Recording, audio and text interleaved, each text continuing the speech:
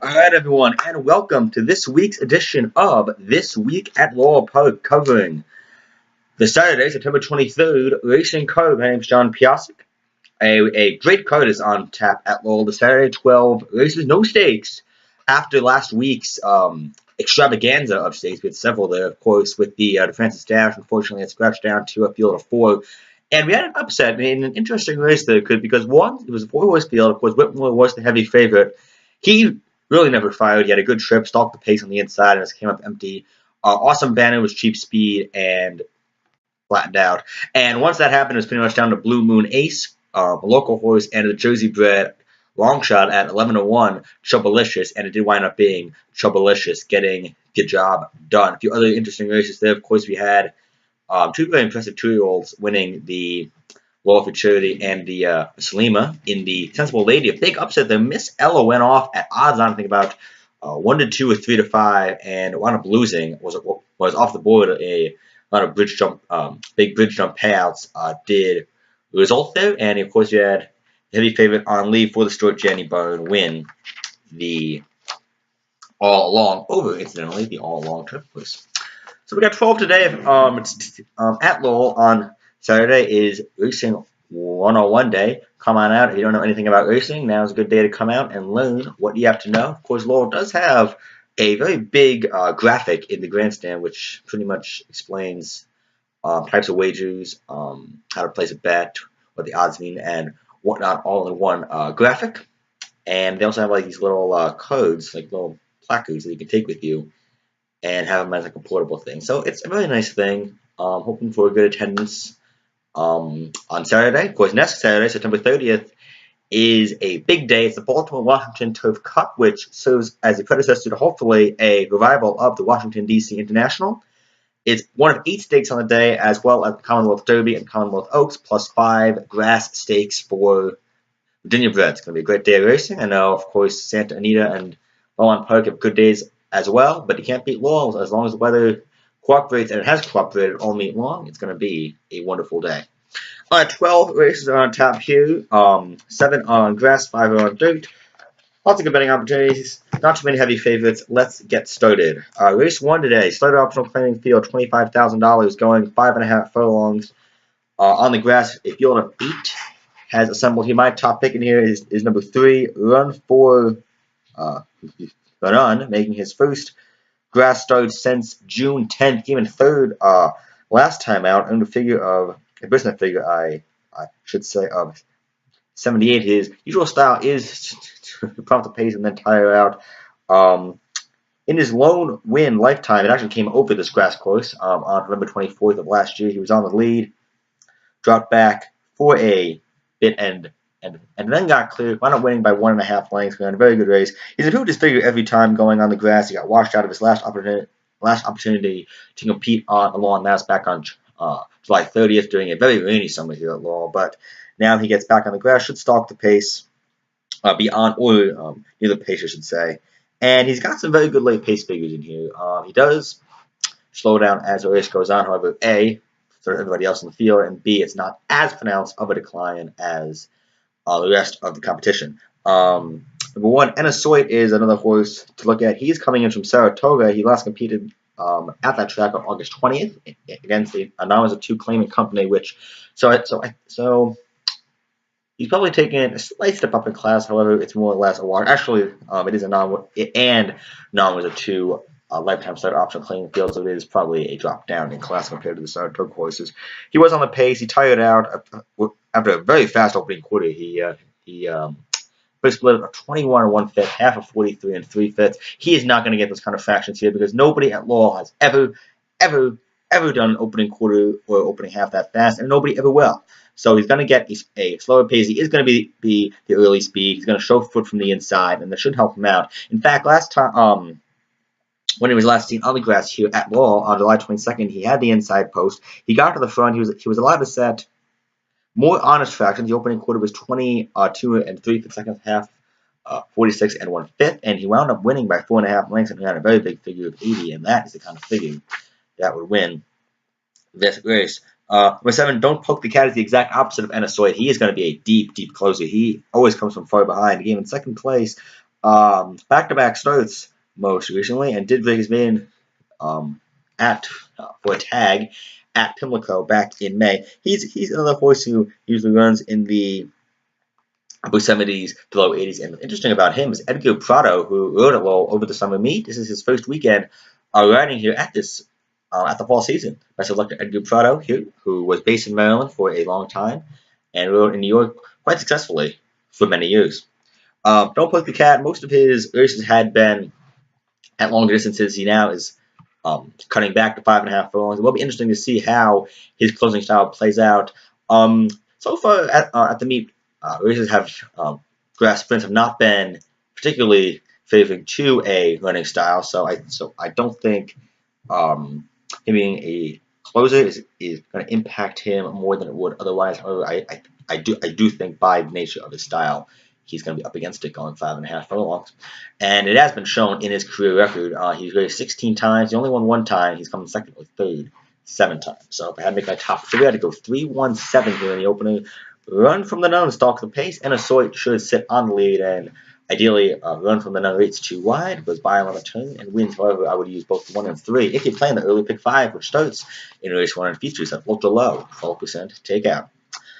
All right, race number 2 here is a fairly good thing. It's a dirt route, I should say. I always enjoy seeing those. It's a mile and a 16th. Non-winners of 3 claiming 3-year-olds and up. And I do want to give a shout out to the one horse, St. Ignatius, better known as St. Ignatius of Loyola, and he is the namesake of my college, Loyola University in Baltimore. Great stuff. Anyway, let's go. Just have a few out of 7. My top pick is number 2, Ice Tea. It was last seen at Timonium over a very wet, very sloppy Timonium track back on September 2nd. He got him to win by just a neck, only 6.5 furlongs, so technically 2 turns, kind of. He didn't run a great figure. It was a 72, but as I've noted on the show a few times, Timonium can be a bit of a funky track, so not going to hold that against him too much. In his races prior to this, he earned an 85 2-back when coming in 3rd place at Laurel. Against open claimers, sprinting, and then prior to that, at a mile, he won going away and in a figure of 84. So if he goes back to that mid-80s form and is able to stretch it out over a longer distance, a more true 2-turn distance as opposed to the 2 turns of Timonium, should run a very good race. And of course, I am picking J.D. Acosta to sweep the early daily double. He did not have a great summer meet. He really tore it up at Timonium. He's been all right so far at the fall meet, hoping he gets on a good streak here. There's a horse with early speed and a dangerous horse with early speed, and that is number 3, Still Burnin'. He was also last seen at Timonium. He won a mile and a 16th there, so it was a 3-turn race back on September 2nd. He battled on a fairly hot early pace, flattened out, runner coming in second, and of course, Timonium is a speed favoring track. However, no matter how speed favoring the surface is, it's hard to stay on if you go in an opening quarter 22 and 3 and a half and 46 and 2 while going a mile and 16th. That's just not a good way to do business.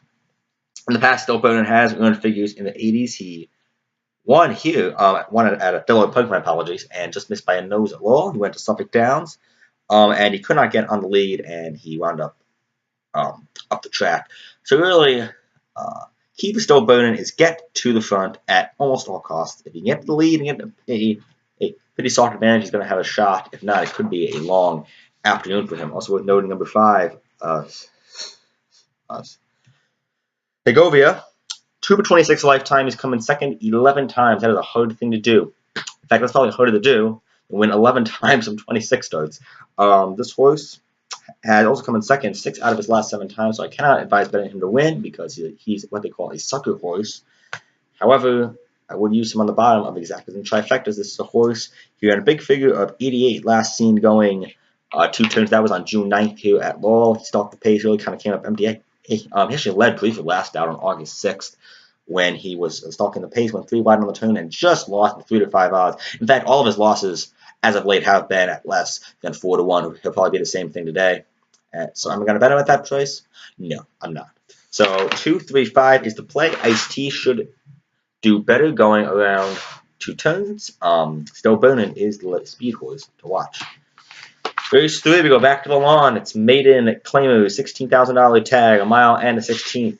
Field of 12. There's two horses I want to focus on here. Number 7, Bats Cleanup, and number 10, Praise the Moon. Both of them invaders from New York, as such, both of them should get a decent amount of play. Number 7, Bats Cleanup, last seen on July 15th at Belmont Park. Stalked the pace on the inside. Had a bit of a tough trip in that he didn't really have a great place to run. He wound up angling wide on the stretch and just did not fire. He lost by 4.5 lengths. Didn't run a great figure. He earned a 69. Prior to that, he had done a 79 and an 83 while competing against New York Maiden. He's taking a big drop in class. You're going even from New York Maiden Claimers. Now he's going down to $16,000. So a big reduction in tag and making his first start for the Curtis Payne Barn, only hitting at 7% on the year. However, Bats Cleanup's form has been promising enough that I think he can rebound. He got some time off, and that's probably for the best. He's had a few workouts since then, and I think is worth a stab because he has shown some ability, like in the upper 70s, low 80s. No one else, not many horses in the field have, so I think he's worth a bit of a gamble. Number 10, Praise the Moon, ran a very funky figure. 2 draft races back, he earned a 92 in a maiden special weight field where he came in 4th and went off at 99-1 at a mile and 3/8. I don't think that was a particularly true Brisnet figure, only because it can be a little tricky to make figures for long races, and I think that was kind of the syndrome he fell victim to here.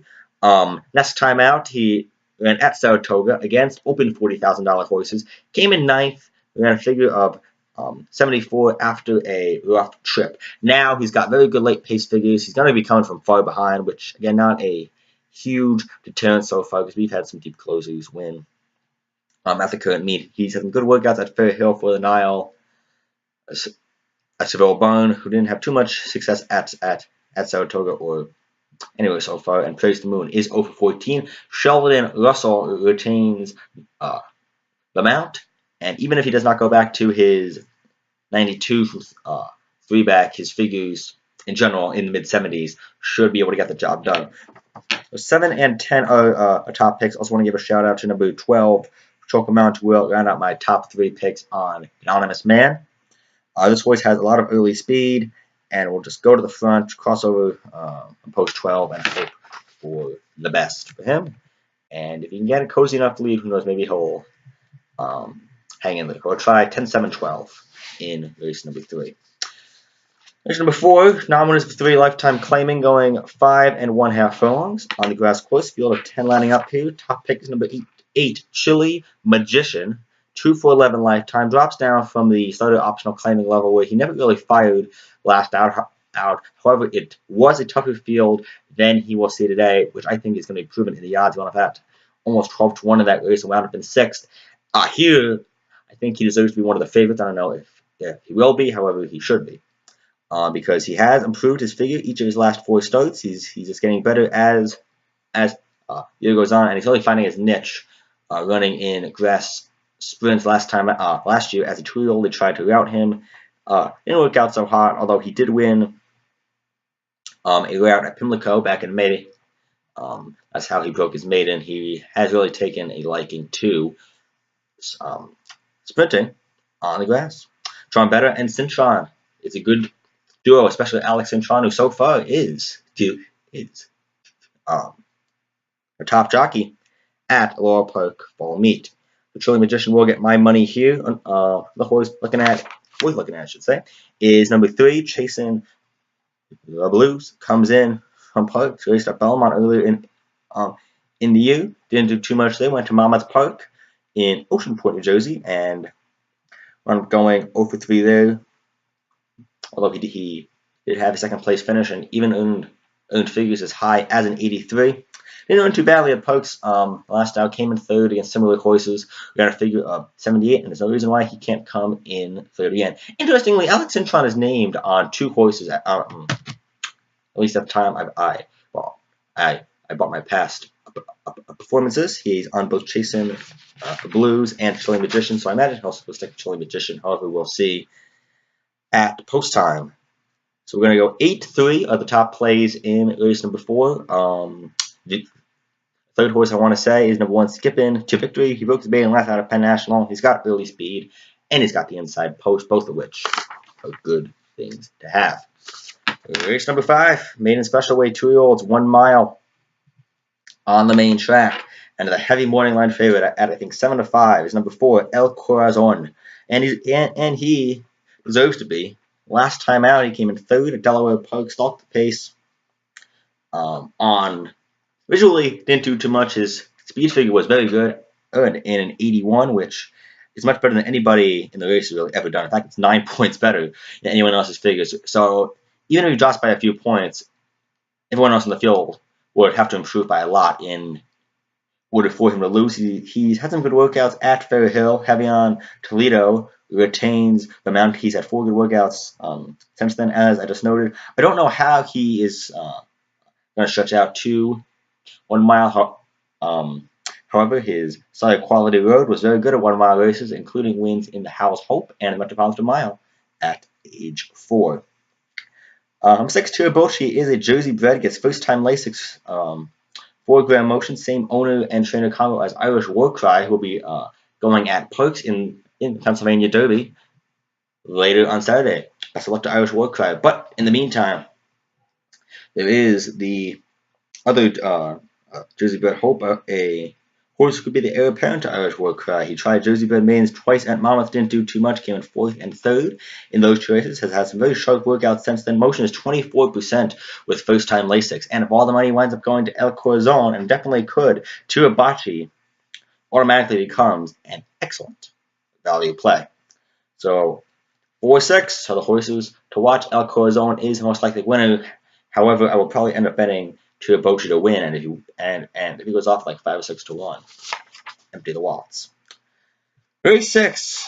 Oh boy, this was a very, very tough race. It is a typical Laurel Park route race. It's starter optional claiming. Nominals of 2, $25,000 is the starter optional claiming tag.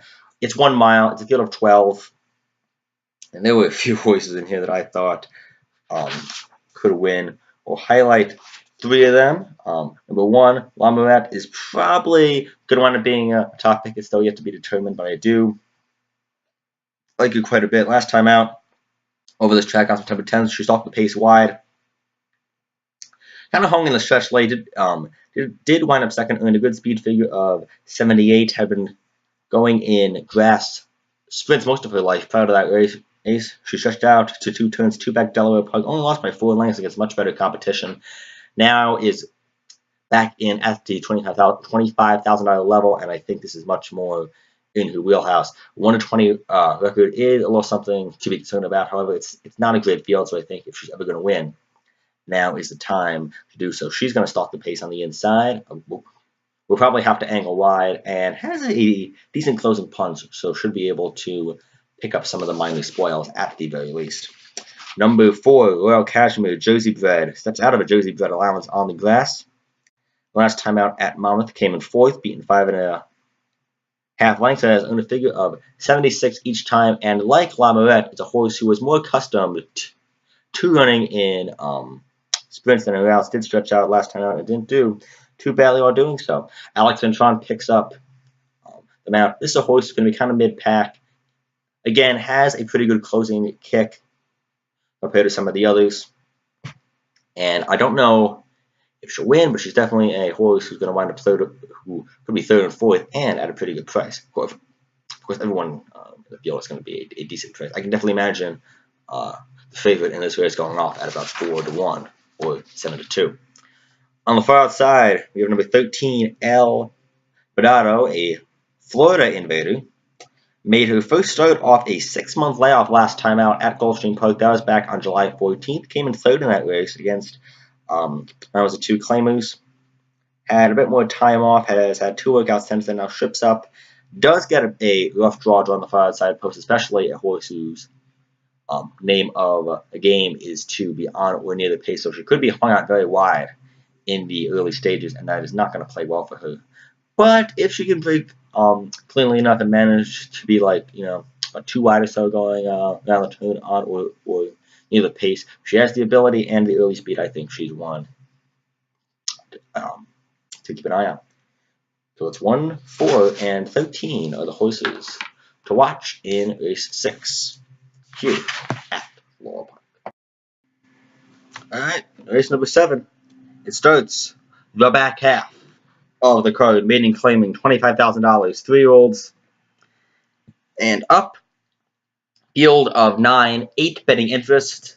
A couple entry with some interesting names through Mary Boskin entry of Me Darlin Chessie and Me Darlin Kara. Incidentally, both of them are male horses, so it's kind of funny to see that happen. And neither one has much of a chance, if you ask me. Although there are a few interesting horses in this field, including my top pick, number 6, McPherson, last seen on dirt for $30,000 at Churchill Downs back in May. Wound up coming a distant 5th. However, in his 3 lifetime dirt races, he has run a figure in the 70s twice. Very good sign. He's got a lot of ability. He's working well at Laurel and has been doing so for a while now. He was last seen in general on July 22nd. Didn't do too much. That was on the lawn. Get the jockey switch to Sheldon Russell. He has very good late speed. He is gonna sit mid pack and will try to make a rally from far behind. Number 3, Trading Cash is one of the few Prairie Meadows invaders that you'll see around these posters. Not many of them. He last ran in Maiden Special Weight Company at that track, and Ron McKed, who is usually based in the Midwest, now brings his mount over, hopefully having more success in routes than he did last week. This is a horse who peaked at a 75 back at Keeneland in April, came in 6th in a maiden race behind Giuseppe the Great, who will be in Pennsylvania Derby, as well as world famous equine Money Burner Switzerland was in that field as well. Ran a 71 and a 74 at Prairie Meadows back in May and June. He has not raced since June 11th. He has had a string of workouts at Churchill Downs, and Laurel drops in to a tag for the first time. I imagine it's probably a wash compared to Prairie Meadows' maiden races, and this is an interesting horse. His figures are decent, his early speed's good. He's one to consider. Number 7, Utter Magic, last seen at Timonium, hung very wide. Not a good sign over that track. Did come in 2nd, missed by half a length, earned a career high figure of 74. He's an interesting long shot play because he will be showing early speed at his and the name of his game is pretty much early speed or bust. He could be cheap speed, but he ran well enough at this level last time out that he's giving me a little bit of reason to believe. And if you're looking for a long shot in, say, a midday pick 4 or even the Rainbow pick 6, which begins in this race, he's a horse to think about. So we'll go 6, 3, 7 in race number 7, and race 8 takes us back to the lawn. Now there's one other than allowance field, 3 old and up, fillies and mares, 5 1/2 furlongs. Field of 10 lines up here. I like 2 horses a lot. Number 1, Monte Vista Crossing does get a top pick nod. This is a horse who had a big advantage, 2 big advantages. 1, lots of early speed. 2, at the inside post. She's won 4 out of her last 5, 3 of 4 lifetime on dirt, and 2 of 3 over this track. And it's a very fast West Virginia bred and filly who has absolutely flourished ever since getting onto the lawn. Last time out at Saratoga, she was in started allowance company. Appeared to be up against it on paper. Up against it on paper. In that it was her first start off a 10-month layoff. Was coming up from Maryland to Saratoga, but she got to the front and just kept going. Won by 2 lines for Kevin Gomez, who came up from Maryland to Saratoga that day for that mount. We got a big figure of 86, up to an 89 in the past, and this spoiled filly could be getting only better with age. So if she improves off that 86 and she gets a clear lead, everybody else in the field is going to be running for second money. The other horse I like is number 3, Southern Peach. This is a horse with almost the exact opposite style as Monte Vista Crossing. She's also a winner of 3 out of her last 4, all of which have come on grass. She had been on dirt all winter long with mixed results. Jumped back on grass on April 28th at Laurel, and since then has gone off a very nice stretch of races with winning 3 out of her last 4 at a peak figure of 88. However, the only downside is her 1 loss and her worst figure did come against novice of 1 other than allowance horses. That's back at Laurel on July 8th. Actually, my apologies, it wasn't her worst figure. It was a decent figure of 85, but she did run third after a awkward break. Had to come from far back and just didn't do that well. So she'll have to break cleanly and break about 5 to 6 lengths behind Monte Vista Crossing. I would say the early speed, but it's going to be Monte Vista Crossing. So 1 and 3 are the horses to watch in race number 8. Race number 8, of course, begins the late pick 5. On to race number 9. We had some good maiden special weight 2-year-olds earlier on today. Now we have some not so talented ones. That's kind of the way these things go. It's a field of 10 here, 9 betting interests. A Jamie Ness coupled entry, and I like the inside horse a little bit. 1, he's out of Queens. I know post 1 has not been great throughout so far. It's been slightly better at 5 furlongs. This is 5.5 here, 6 furlongs and beyond, really not great. But I think he's out of Queens. Well, it's not a great field, and a lot of these horses are proven to be, very slow. He's out of Queens has not yet proven that. He could be a very fast one. He's an Arkansas bred. He worked out a lot at for Delaware and Laurel throughout the summer. He really got on to a steady work tab back on September 4th and has had some good drills at 5 furlongs since then. Heavy on Toledo picks up amount on this one. Trainer Jamie Ness, a solid 21% with first-time starters and 25% in maiden claiming races in general. So he's got some ability with these kind of horses. And again, Bisnet ideal figure in this race is a 73. No one has even sniffed that in their lives.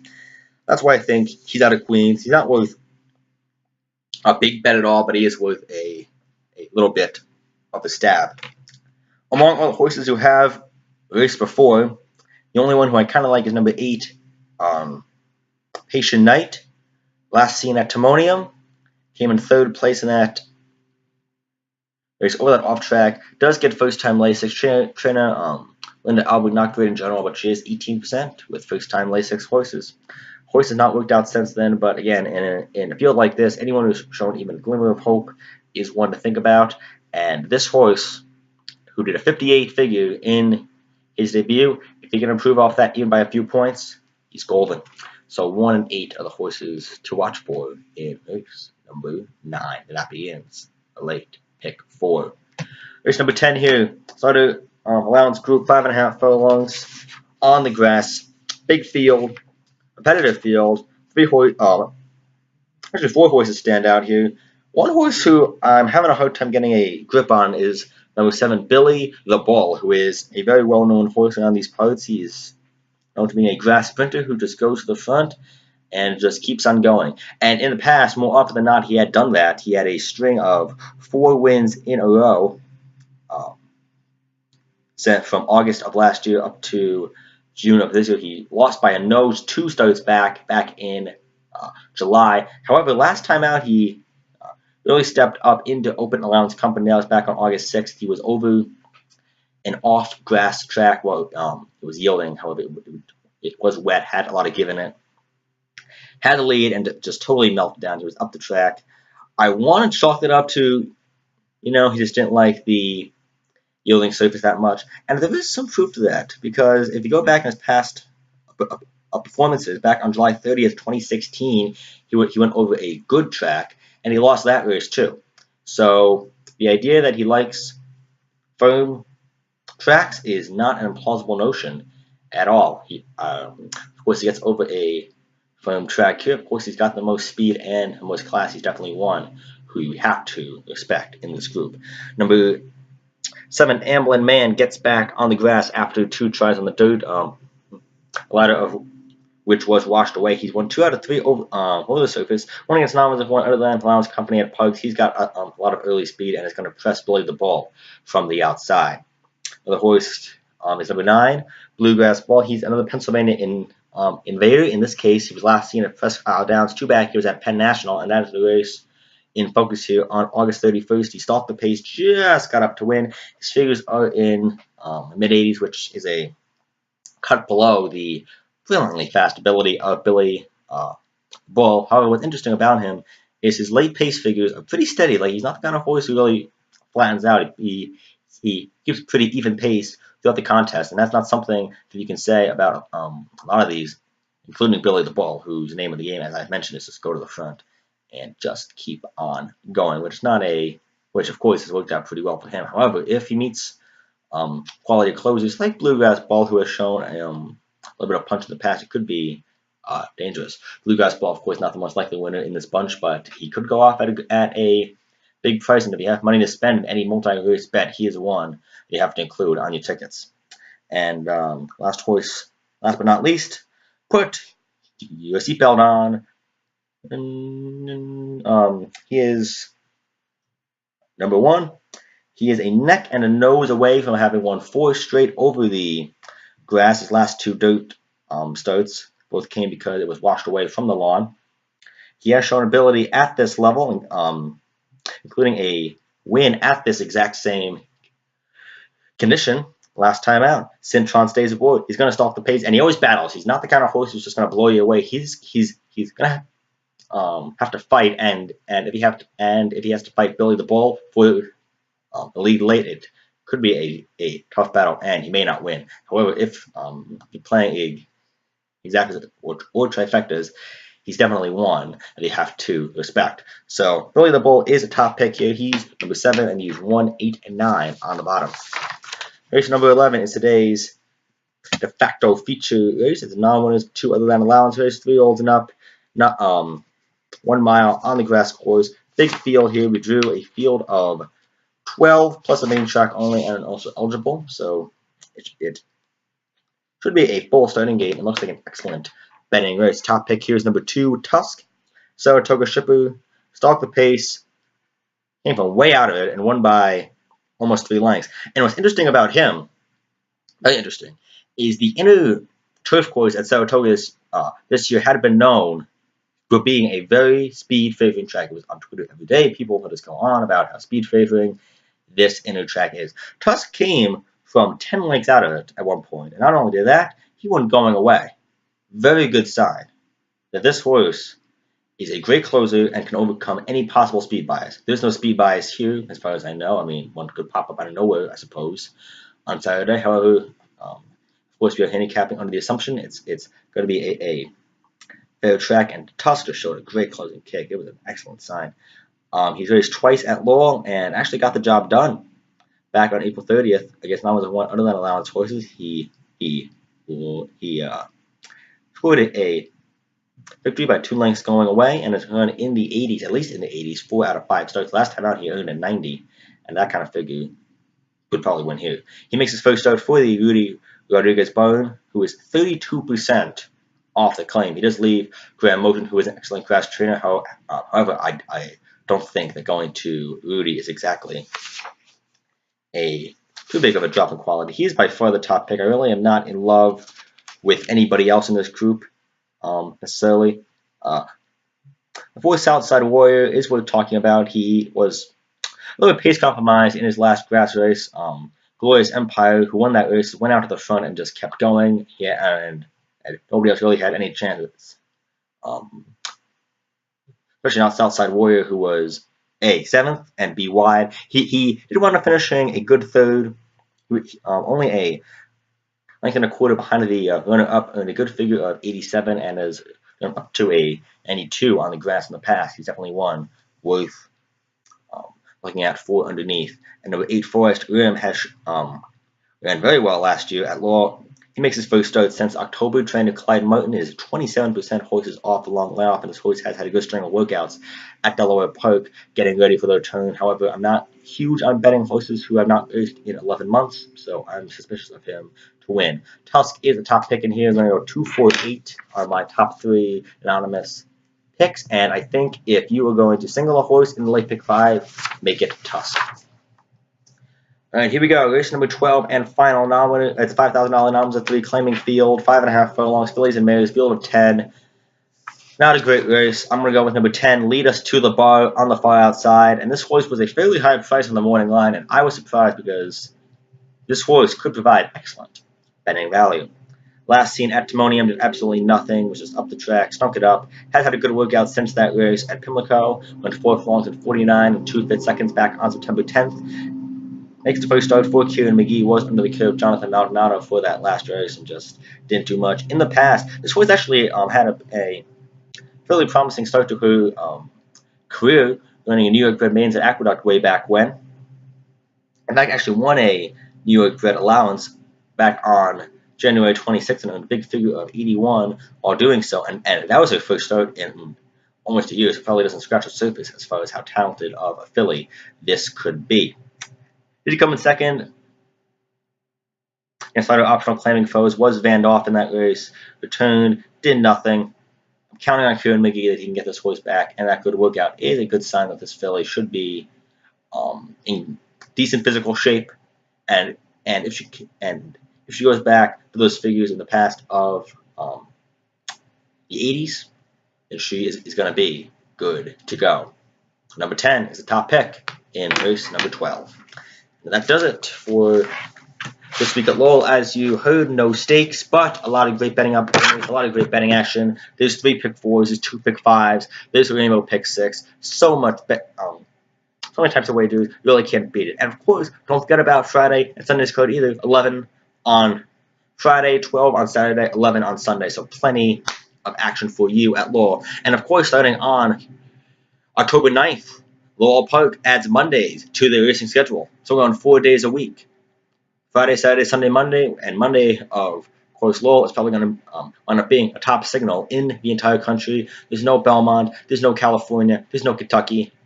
Laurel's by themselves. It's going to be great. Check it out. It's good. It's a good time to play Laurel. Every day is a good day to play Laurel, especially on Saturdays. Thanks for watching. I'm John Piassek. This has been This Week at Laurel, and we'll see you next week to cover the big stakes card. Good luck.